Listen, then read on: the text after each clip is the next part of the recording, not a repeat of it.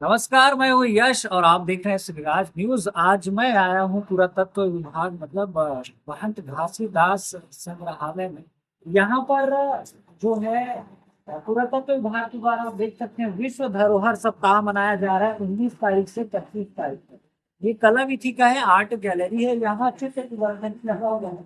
तो मैं आप सबको बताने का प्रयास करूंगा कि आखिर क्या कुछ धरोहर है जो पुरातत्व विभाग के द्वारा लगाए गए हैं, पहले क्या था और अब क्या है, कैसे उनका ट्रीटमेंट किया गया है। बहुत सारी चीजें हैं, मैं बताने का प्रयास करूंगा आप सबको। तो ये चित्र के माध्यम से पुरातत्व विभाग बता रहे हैं कि पहले जो क्या था उनको कुछ ट्रीटमेंट दिया गया है, उसके बाद अभी क्या है। जैसे कि चित्र में आप देख पा रहे हैं अलग अलग जगह की ये जो है धरोहर है, और उनको जब मिला तो पहले कैसा था और अब कैसा है। जैसे कि आप देख पा रहे हैं ये रामा टेम्पल है, ये सिरपुर का है, महासमुंद सिरपुर का।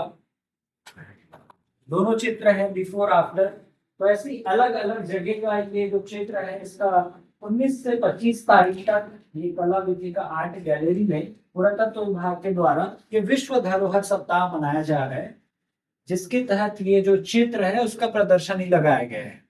तो हम इस बारे में और अधिक जानकारी लेंगे, यहाँ के जो अधिकारी हैं उनसे। पुरातत्व विभाग के उप संचालक हैं, हम जानेंगे कि आखिर क्यों मनाया जाता है ये विश्व धरोहर सप्ताह। जी सर, बताइए। ये विश्व धरोहर सप्ताह विश्व भर में 19 नवंबर से 25 नवंबर तक के मनाया जाता है। इसका प्रमुख उद्देश्य है कि हमारी जो धरोहर है इसके बारे में लोगों को जनवाना। तो चाहे वो भारत हो चाहे विश्व के अनेक स्तर, ये यूनेस्को का जो संयुक्त राष्ट्र संघ है इसके चार्टर में 19 से 25 तक के विश्व धरोहर सप्ताह मनाने का नियम ही है। उसके तहत हमारे यहाँ जो धरोहर हैं, जैसे हमारे छत्तीसगढ़ के बोलेंगे तो स्टेट के 63 मॉन्यूमेंट जो है सुरक्षित स्मारक में हैं, और इसी तरह सेंट्रल एएसआई के 45 मॉन्यूमेंट जो संरक्षित है स्मारक हैं। तो इनके बारे में लोगों में जागरूकता पैदा करने के लिए कि वो अपने धरोहर को जाने, अपनी संस्कृति को जाने, क्योंकि ये हमारे धरोहर ही नहीं है, इनसे हमारे संस्कृति, हमारे कल्चर्स के बारे में पूरी जानकारियां मिलती हैं। तो ये बहुत अच्छा यूनेस्को ने एक वो दिया हुआ है कि इसको 7 दिन तक के जो हमारे सामग्री हैं, जो अवशेष है, इनको प्रदर्शित करके सामान्य जनता, स्टूडेंट इनको जनवाएंगे। बिल्कुल सर, ये पुरातत्व विभाग के द्वारा आम जनता तक, आम लोगों तक पहुंचने के लिए कोई कैंपेन आप जो इस सप्ताह में करते हैं क्या, जैसे नुक्कड़ नाटक हो गया या लोगों तक गांव गांव जाके ऐसा कुछ। हाँ, हमारे यहाँ अप्रैल में संग्रहालय दिवस मनाया जाता है। मई में जैसे ये सप्ताह है तो विश्व धरोहर दिवस एक दिन का मनाया जाता है, ये सप्ताह है। और इसी तरह समय समय पर हमारे यहाँ जो संगोष्ठी आयोजित की जाती है, जिसमें यहाँ के स्टूडेंट्स, कॉलेज के, स्कूल के इन बच्चों को बुला के उनसे संबंधित हमारे म्यूजियम्स हैं वहाँ पे उनकी पेंटिंग कराई जाती है, उनके बारे में उनको निबंध लिखवाया जाता है, उनको प्रश्नोत्तरी कराया जाता है। और एक चीज मैं कहना चाहूंगा, जो हमारे धरोहर है इनसे संबंधित छत्तीसगढ़ पीएससी में कम से कम 10 से 15 नंबर के रेगुलर क्वेश्चन आते हैं। तो अगर वो हमारा म्यूजियम भी आके देख ले, रायपुर का संग्रहालय बहुत समृद्ध म्यूजियम है, 1875 का बना हुआ है, वो अपने आप में एक धरोहर है। तो हम दावे के साथ कह रहे हैं कि उसे 15 से 20 नंबर तो मिल ही जाएगा अगर यहाँ पे आते हैं तो, क्योंकि वहाँ पे कल्चर्स के बारे में, हमारे धरोहर के बारे में, हमारे जो कल्चर्स में गहने, डांस, इस सब के बारे में दिखाया गया है। जी। सर, अभी वर्तमान में छत्तीसगढ़ के अंदर और ऐसे कौन सी जगह है जहाँ पर खुदाई का काम चालू है, या जहाँ पर आप लोगों का काम चल रहा है, या वहां से कुछ मिला है, ऐसा कुछ बताना चाहेंगे। नहीं, अभी वर्तमान में रीवा महासमुंद डिस्ट्रिक्ट, जी sir, Raipur district. Raipur district के रीवा में काम चल रहा है।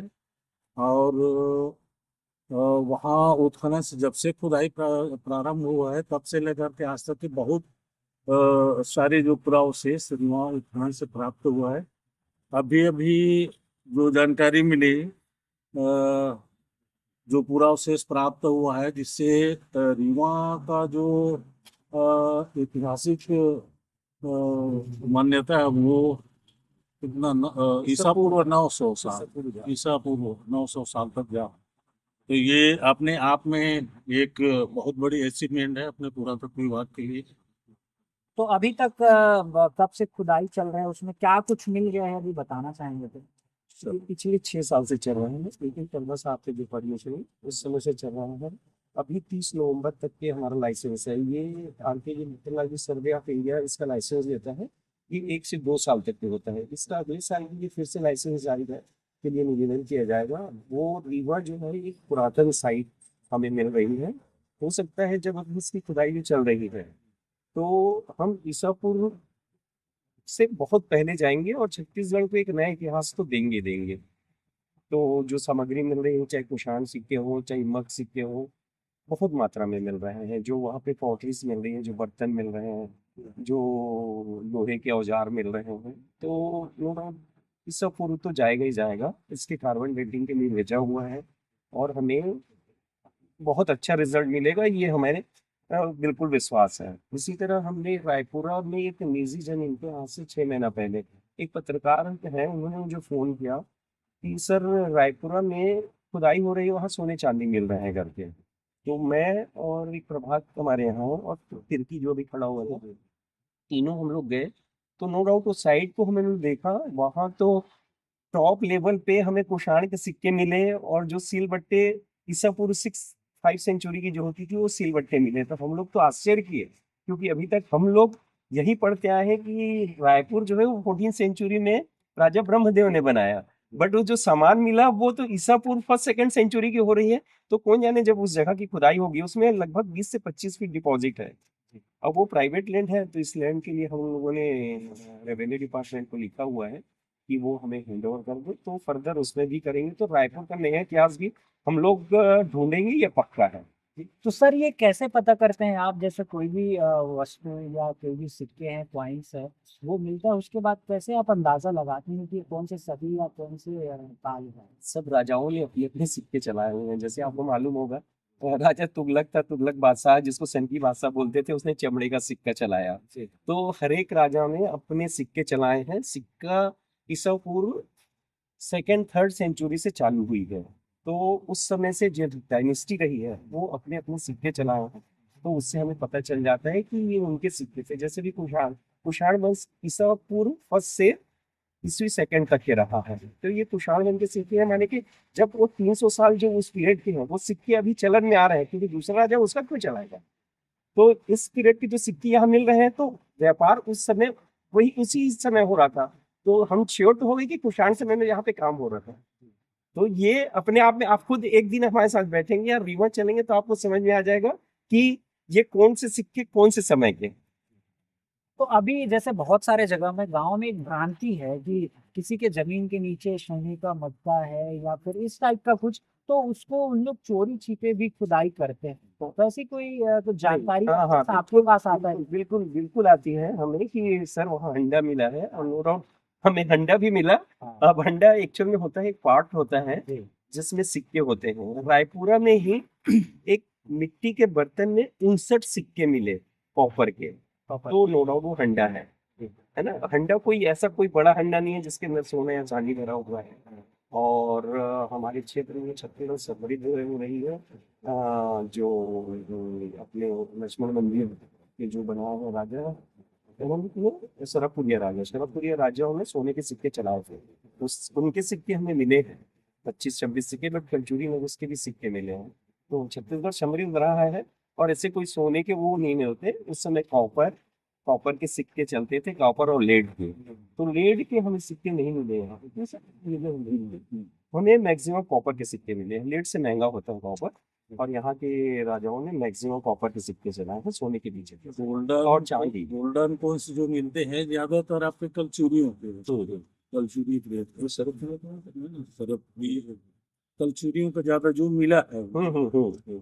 तो छत्तीसगढ़ राजाओं का गढ़ रहा है और हाँ। लोगों के बीच में एक मतलब ऐसी उम्मीद भी है कि जब राजा थे तो अपने लैंड पे, अपने जमीन पे वो सोने चांदी जो जेवरात है वो सब मटके में, घड़े में भर के वो जमीन पे दबा के रखते थे। वही आज हमको मिल जाएगा, इस उम्मीद से वो खुदाई करते हैं। हाँ एग्जैक्टली वही है ये परंपरा भी रही है। सब गांव घर में देहात जैसे जाएंगे तो देखेंगे अभी भी जो पैसे, अब तो खैर नोट आने लगे, माने पहले जो कॉइन्स होते थे उसको मटका में जमीन के अंदर में गाड़ दिया जाता था, है ना, वो पड़ा रहता था। तो वही है। धीरे धीरे मतलब वो जैसे वो आबादी वो सभ्यता का सभ्यता खत्म हो गई, पड़ी है। जैसे कई जगह देखेंगे कुछ, जैसे मैं बस्तर में था तो वहाँ एक ईंट भट्टे का काम चला रहा था, वो 1-1.5 फीट के नीचे 2 माने खड़ा, जिसको आप बोल रहे हैं, माने वो सोने का सिक्का था पूरा, है ना, गोल्डन को उसका वो, हाँ, मानो जो साउथ इंडियन माने कृष्ण देवराय विजय है तो तो ये जैसे किसी के प्राइवेट लैंड पे ऐसा कुछ मिलता है, उसके बाद वो आप लोग अपने अंडर में ले लेते हैं या सरकार अपने अंडर में ले लेती है, या फिर जो सामने वाला कुछ ऐसा ऑब्जेक्शन करते हैं तो क्या कुछ पहल रहता है?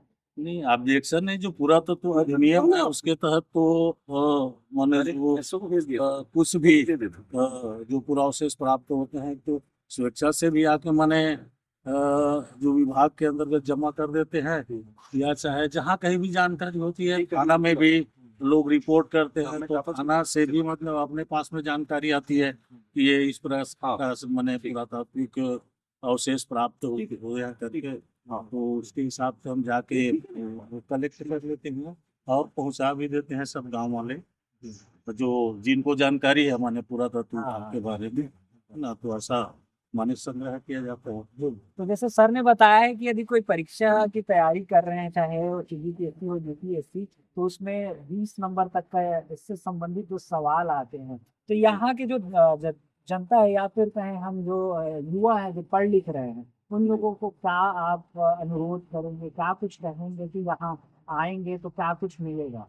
सर क्या है, कोई भी चीज का है अपना, जैसे प्रदेश का है या जहाँ कहीं का भी है, देश का भी है, तो वहाँ के इतिहास की जानकारी रखना सभी दृष्टि से माने बहुत महत्वपूर्ण होता है।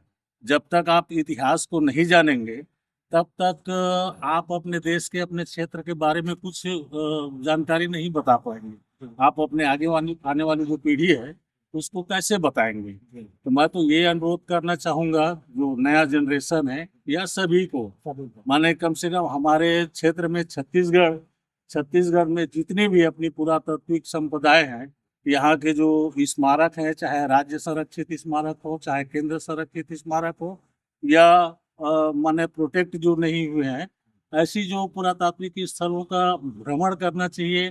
चाहे स्कूल कॉलेज जो स्टूडेंट्स हैं उनको भी उनके इंस्टीट्यूट के तरफ से शैक्षणिक भ्रमण कराए जाने की व्यवस्था कराया जाना चाहिए, जिससे छात्र छात्राओं को यहाँ की जो पुरातात्विक संपदा है, यहाँ की जो ऐतिहासिक और सांस्कृतिक धरोहर है उसके बारे में जानकारी प्राप्त हो सके। अब जैसे यही है माने आपका गुरु घासीदास महंत घासीदास संग्रहालय है, वहाँ जाएंगे देखेंगे, जैसे रीवा में उत्खनन हो रहा है, सिरपुर में जो उत्खनन हुआ और जामराव में जो उत्खनन हुआ विगत वर्षों में, वहाँ उत्खनन से जो प्राप्त पुरावशेष हैं वो यहाँ संग्रहालय में रखे हुए हैं। अब वहाँ जैसे छात्र छात्राएं भ्रमण में जैसे आते हैं तो उनको जानकारी प्राप्त होती है। माने एक आप पुस्तकी जानकारी अलग है, लेकिन जब आप प्रैक्टिकली आप जाके देखेंगे, इस पार्ट में जाके देखेंगे, तो उसमें जानकारी के साथ साथ एक मन में अपने क्षेत्र की पुरावशेषों की जो महत्ता है उसके बारे में माने एक उत्साह माने लगता है और भी देखने की जिज्ञासा होती है। तो मैं तो यही निवेदन करना चाहूँगा, माने पूरे अपने क्षेत्र के, अपने छत्तीसगढ़ के छात्र छात्राएं हैं, यहाँ के और भी जो माने इतिहास प्रेमी है, पुरातत्व प्रेमी है, और जो सामान्य जो नागरिक हैं उनको भी माने अपने क्षेत्र के इतिहास पुरातात्विक धरोहर के संबंध में जानने के लिए माने ये जो स्मारक हैं पुरातात्विक स्थल है उनका भ्रमण करना चाहिए, जाना चाहिए। बिल्कुल, तो हमसे बातचीत करने के लिए बहुत-बहुत धन्यवाद सर। तो मैं आप सबसे अनुरोध करूँगा, यदि आप युवा हैं या फिर ब परिवार के साथ भी आना चाहते हैं, तो यदि रायपुर आते हैं तो महंत घासीदास संग्रहालय ज़रूर एक बार आएँ और यहाँ आने के बाद आपको लगेगा कि सच में छत्तीसगढ़ कहूँ या पुरानी जो संस्कृति है, कला है, बहुत सारे चीज़ों को आप करीब से देख पाएँगे। चाहे वो मूर्ति की बात करूँ, सिक्के की बात करूँ या फिर जो पुराने ज़माने में राजा-महाराजा कहें या फिर बहुत मतलब ईसा पूर्व कहूँ, काल कहूँ, सदी कहूँ, अलग-अलग ज़माने के आप सब चीज़ को देख पाएँगे। तो यहाँ आएँगे तो ज़रूर एक बार यहाँ विज़िट कीजिए, महंत घासीदास संग्रहालय, घड़ी चौक, रायपुर में। अभी के लिए फ़िलहाल इतना ही। मैं हूँ यश, कैमरामैन सहयोगी हरीश के साथ, राजधानी रायपुर से।